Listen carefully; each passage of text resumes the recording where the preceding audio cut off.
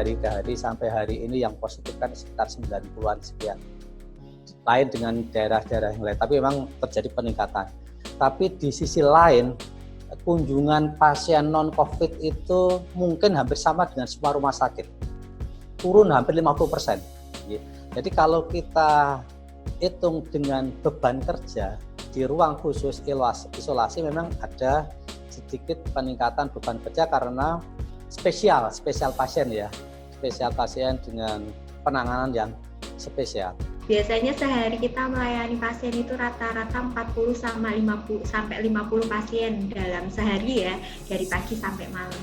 Ini kalau pas pandemi ini kita paling banyak itu pasien 3-5 gitu, pokoknya nggak pernah di atas itu. Dari Persatuan Dokter Gigi, Persatuan Terapis Gigi sendiri itu juga menyarankan untuk membatasi tindakan hanya untuk tindakan emergensi. Tindakan yang elektif bisa dijadwalkan ulang atau ditunda sampai pandemi berakhir.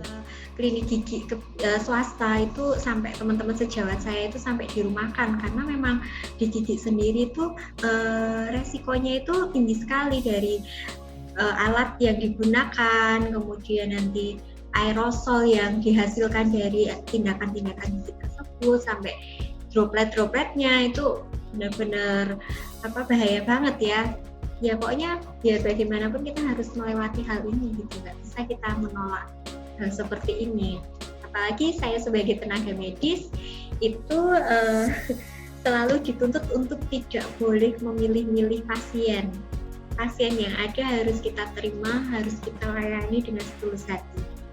Beda mungkin kalau pasien bisa milih ya, aku mau berobat di sana, mau berobat sama dokter A, mau berobat sama dokter B, itu pasien berhak memilih. Tapi kalau kami sebagai tenaga medis, kita tidak boleh memilih pasien dari segi apapun.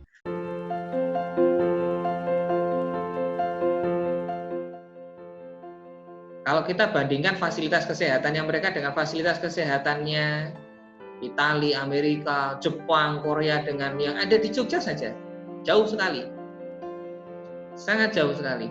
Contohnya di Jerman, di Inggris, satu negara punya ventilator sedemikian banyaknya, ada 5.000 yang digunakan khusus untuk pasien-pasien COVID. Ternyata saja masih kurang. Mereka menyetop semua operasi-operasi yang kemungkinan besar akan menggunakan ventilator. Dapatlah 7.000. Ternyata masih kurang. Dan akhirnya mereka meminta perusahaan-perusahaan otomotif itu untuk membuat ventilator, diajari caranya, walaupun mungkin tidak sebaik ventilator-ventilator yang memang sudah teruji. Untuk apa? Untuk memenuhi. Sama halnya di kita. Kita itu cuma punya berapa ventilator? Di Jogja, total itu cuma ada 239 ventilator. Ketika pasien-pasien yang di Jogja ini pasien dengan kondisi yang sangat berat, apakah cukup 239? Dari 239 ventilator itu berapa yang digunakan khusus untuk COVID? Sangat sedikit sekali. Sehingga bednya apakah cukup ketika banyak pasien yang sakit? Saya rasa tidak cukup. Sehingga ini sangat mengkhawatirkan. Tetapi sekali lagi kalau ditanya bolehkah kita berharap kita tidak sampai seperti itu. Harapannya masih banyak bisa kita tolong dan sembuh. Kita tidak akan tahu sampai kapan pandeminya akan berakhir. Banyak ahli epidemiologi dengan hitungannya masing-masing yang saya juga ikuti. Ya. Artinya sampai saat ini tidak ada yang tahu pasti kapan ini akan berakhir. Ya.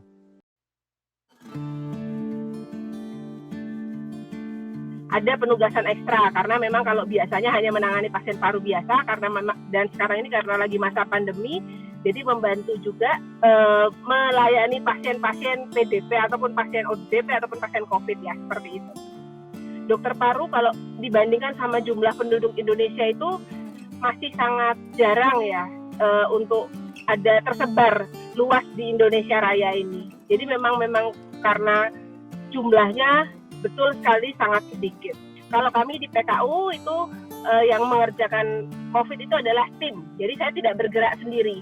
Memang saya ketuanya, tapi kami punya tim. Ada dokter spesialis penyakit dalam, dokter ahli mikrobiologi, dokter ahli THT, kemudian kami bekerja sama berjibaku lah untuk mengatasi pasien-pasien COVID. Nah, kalau kesulitannya ya terutama di awal ya, terutama di awal karena kan kami tidak mempunyai bangsal khusus infeksi yang tidak bukan kalau COVID tidak boleh dicampur dengan pasien-pasien lain, jadi harus khusus. Jadi persiapan pasti yang di awal itu cukup berat, APD, kemudian bangsal yang harus kami persiapkan secara hitungannya cepat sekali dalam waktu sekian 1 minggu apa ya, kalau tidak salah 1 atau 2 minggu itu harus sudah punya, seperti itu. Itu adalah kesulitan-kesulitan di awal.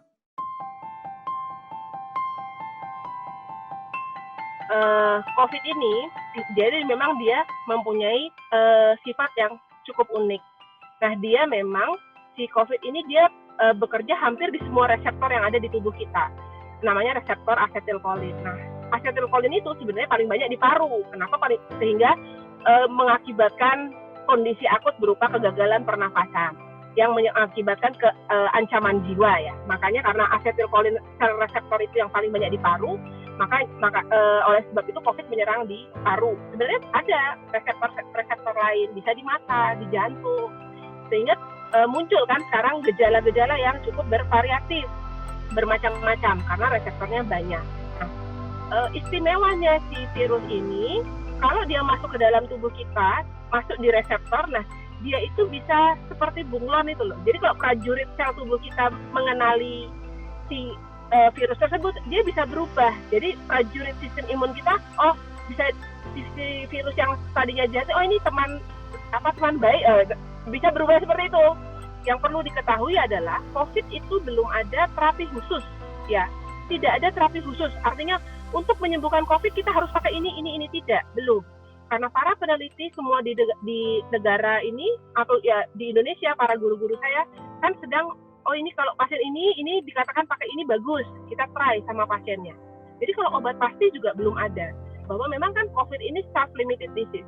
Kalau daya tahan tubuh kita bagus, kita tertib, itu insya Allah kita tidak akan gampang terkena si corona tersebut.